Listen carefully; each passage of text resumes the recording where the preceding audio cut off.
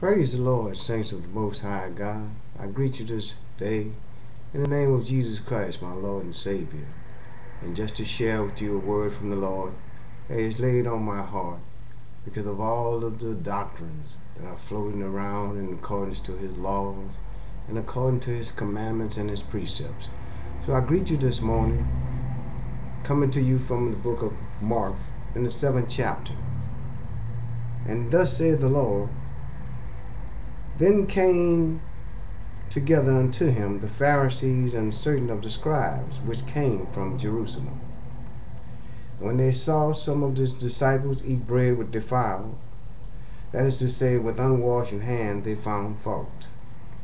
For the Pharisees and all the Jews, except they wash their hands off, eat not, holding the traditions of the elders.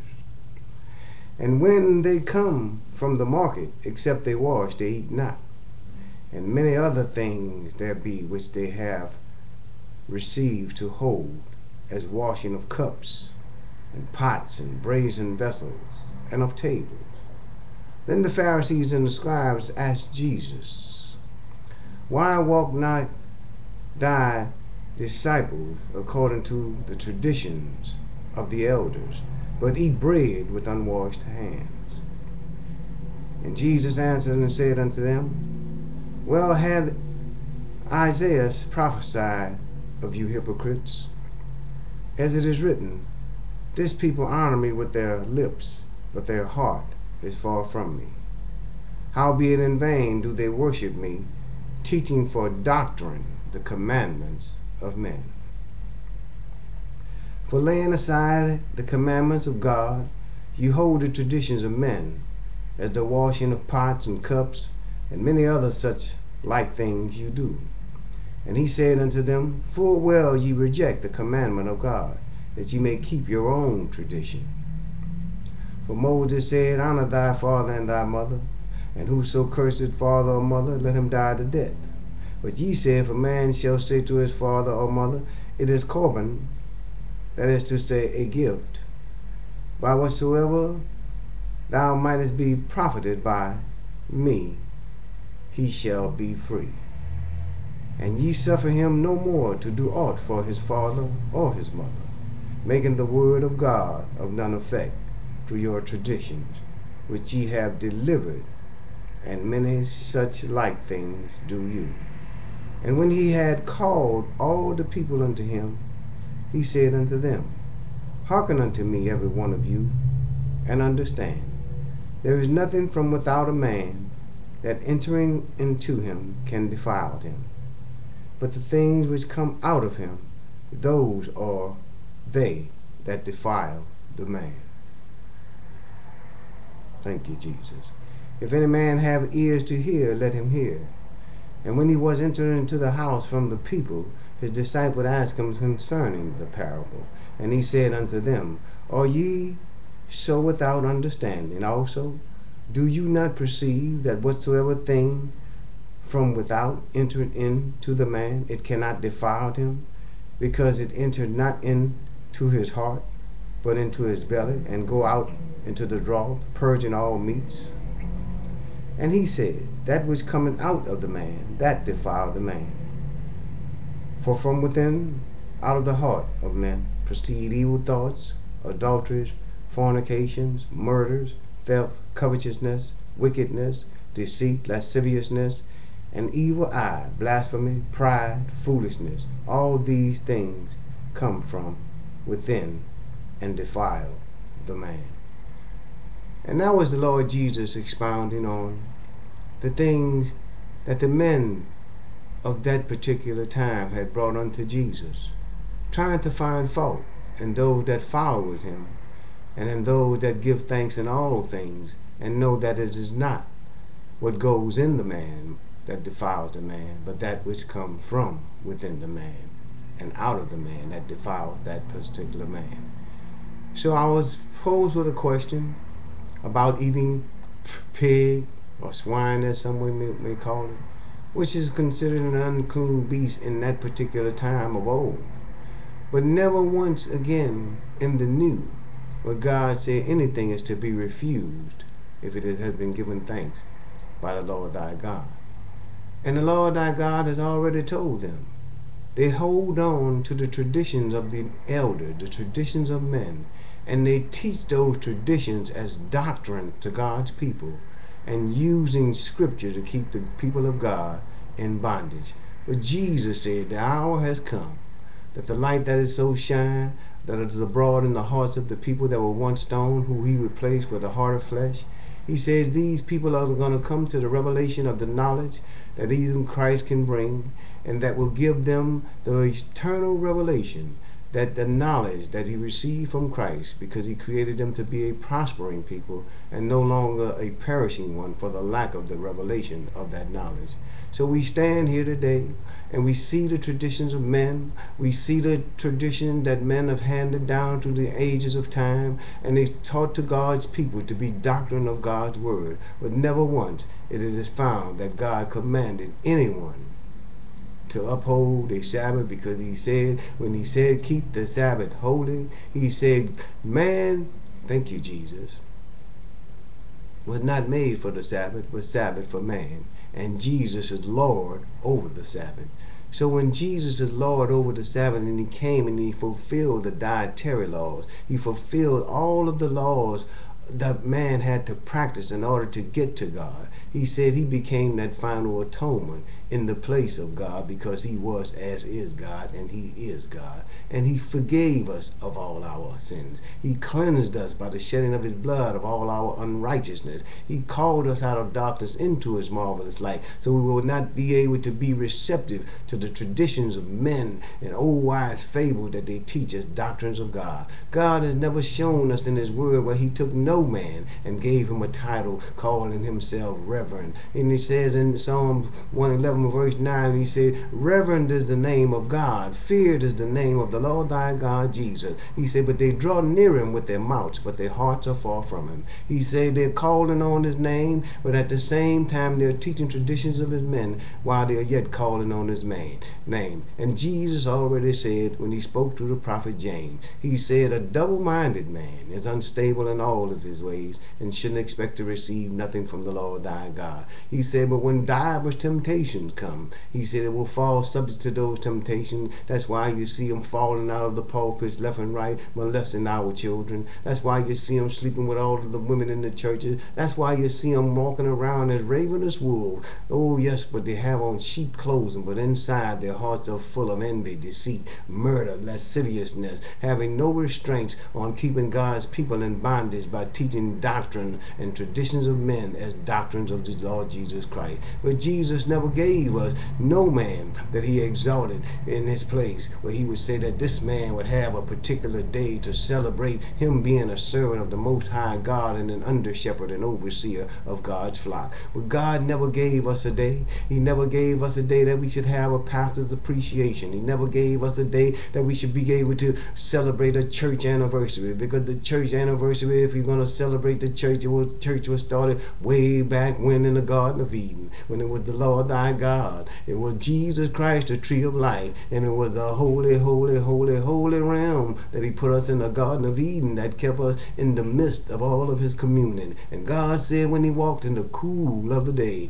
he said that he heard us, and he gave us an anointing that kept us with an obedient mind. And he said because he created us in our own free will, and he gave us that free will when he said he created us. He said that in the very image of God he was going to give us, and he gave us the dominion over all of the things that he had created. And he saw that it was good, he said. He said, but man, it came along, and he fell because one man fell. And he said, sin entered in. And now because the sin that is entered in, it has been continuously a deprived state, where we are standing in the state of depravity. Oh, a fallen state in the nature of God, because the nature of man is not the nature of God. So as we stand in the depraved state in the nature of God, we're looking at our own depraved state to be that nature of God, and have a form of godliness, but deny the power to change our life thereof. So Jesus already said, he said they are practicing the traditions of men, and they're teaching those traditions as to be doctrine for the Lord thy God. But never once in his word that he said, my word is going to remain the same. He said heaven and earth will pass, but the word of the Lord Jesus Jesus shall not pass, and it shall stand. He said that his word will go out and accomplish the very thing to which it is sent, and it will not return unto him void. But Jesus has already said, he said they're worried about what they're going to eat. They're worried about what they're going to wear. They're worried about what they're going to drink, and they're worried about what shoes they're going to put on. But Jesus has already said, look around you, my people. He said, open your eyes, because it is high time to awake. He said, you're sitting in the synagogues of Satan, and they are calling you to be in bondage, and they're keeping you in bondage, and you're sowing the seed that the Lord thy God has given you